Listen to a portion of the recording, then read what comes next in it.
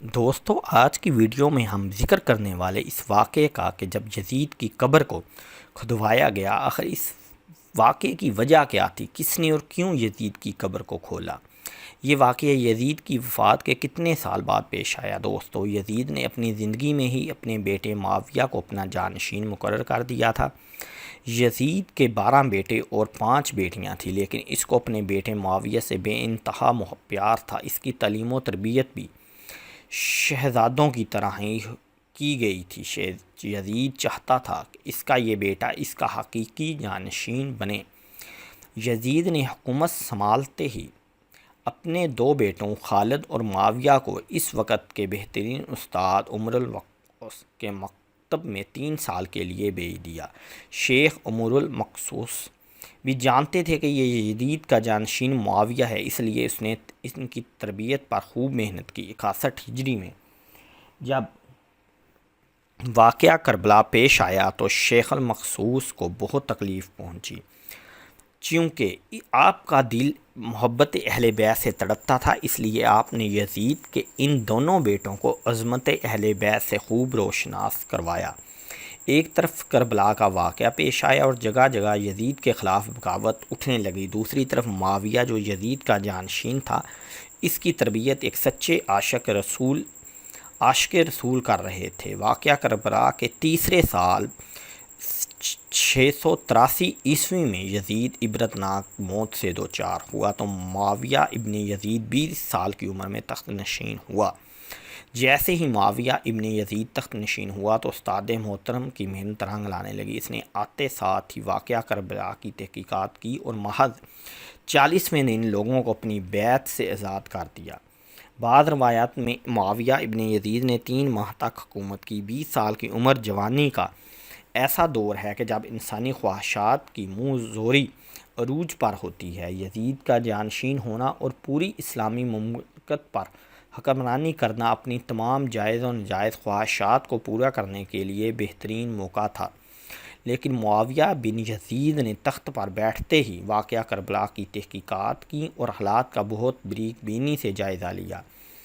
جب اس نے دیکھا کہ میرے باپ نے اسلام اور مسلمانوں کو اس قدر عظیم نقصان پہنچایا ہے تو اس نے محسوس کیا کہ وہ ایک دوراہے پر کھڑا ہے، ایک حکومت کی باغ دوڑ تھامے رہے اور ظلم و ستم اور عیش و عشرت کا بازار گرم رکھے، یا تخت و تاج کو چھوڑ دے اور اپنے آپ کو ان ہولناک گناہوں اور ان کے دردناک عذاب سے دور کرے۔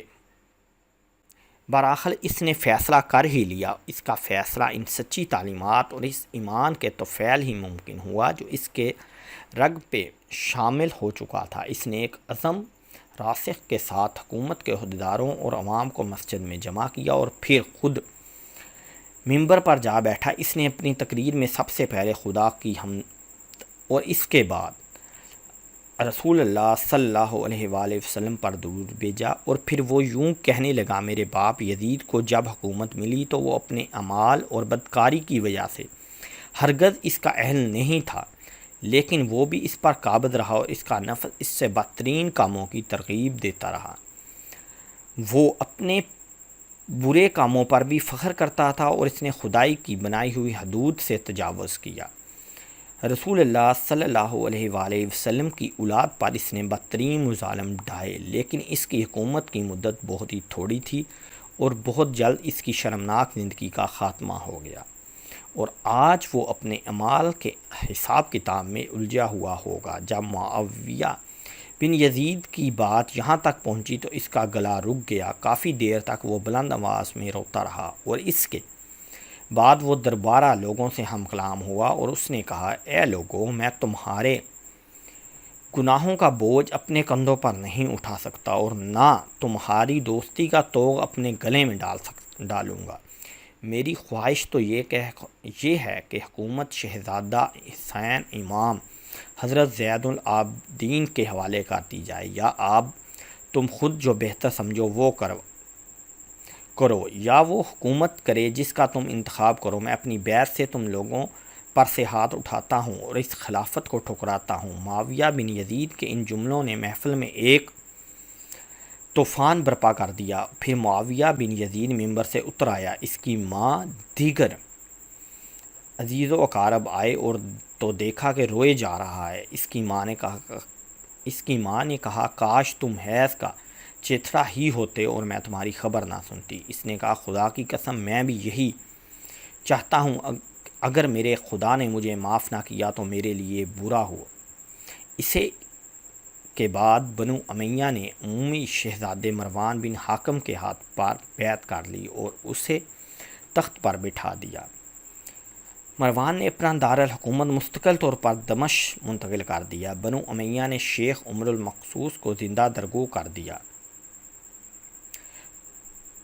تاکہ تم نے ایسی تربیت کیوں کی کہ معاویہ بن یزید نے بڑے دربار میں بنو امیہ کو رسوا کر دیا۔ اس کے چند دن کے بعد ہی معاویہ بن یزید کو زہر دے دیا گیا۔ 684 عیسوی سے 685 عیسوی تک مروان بن حاکم نے حکومت کی۔ پھر اس کی وفات کے بعد مروان کے بیٹے عبد المالک نے 685 سے 705 تک ایک طویل عرصے تک حکومت کی۔ پھر 705 عیسوی سے 715 تک عبد المالک کے بیٹے ولید نے حکومت کی۔ اسی کے دور میں سندھ، اندلس اور دیگر بہت سی ریاستیں فتح ہوئی۔ اس کے دور میں شہزادہ حضرت امام زین العابدین کو زہر دیا گیا۔ 715 سے 717 تک ولید بن عبد المالک کے بھائی سلیمان بن عبد المالک نے حکومت کی اور 1717 میں عمر بن عبدالعزیز موجزانہ طور پر تخت نشین ہوئے، لیکن ان کو بھی زہر دے دیا گیا۔ 720 سے 724 تک ولید بن عبد المالک اور سلیمان بن عبد المالک کے بھائی یزید بن عبد المالک نے حکومت کی باغ دوڑ سنبھالے رکھی۔ اس کے بعد حشام بن عبد المالک، ولید بن یزید، یزید بن ولید، ولید بن ولید، مروان بن محمد نے بالترتیب حکومت کی اور 750 عیسوی میں بنو امیہ کی حکومت کا تخت بنو عباس نے الٹ دیا۔ بنو امیہ کا آخری حکمران مروان ثانی ایک انتہائی سست اور ڈرپوک حکمران تھا، جس نے ابو مسلم خراسانی کے ہاتھوں شکست کھائی اور یوں بنو عباس کی حکمرانی شروع ہوئی۔ تاریخ کتابوں میں درج ہے کہ ابو مسلم خراسانی نے بنو عباس کے ابو جعفر المنصور اور ان کے بھائی ابو العباس الصفح کو حکمرانی سونپ دی۔ اس طرح بنو عباس کے پہلے حکمران ابو عباس نے آتے ہی بنو امیہ کا نام و نشان مٹانے کی قسم کھائی۔ بہت سے لوگوں کو قتل کر دیا گیا اور کربلا کے واقعے میں ملموس تمام کرداروں کی قبروں تک کھود دی گئیں۔ اس طرح بنو عباس کے حکمران ابو العباس الفتح نے یزید کی قبر کو بھی کھدوایا اور یہ کام اس نے اپنی نگرانی میں کروایا۔ وہ چاہتا تھا کہ یزید کو قبر سے نکالے اور اس کی لاش کو سولی پر لٹکائے۔ چنانچہ یزید کی وفات کے 65 سال بعد اس کی قبر کو اس وقت کے حکمران ابو جعفر اور ابو عباس کی نگرانی میں کھدوایا گیا۔ لیکن جب قبر کو کھولا گیا تو سب یہ دیکھ کر حیران رہ گئے کہ اس میں لکڑیوں کی راگ، بدصورت کتے اور ایک عدسے کے سوا کچھ نہ تھا۔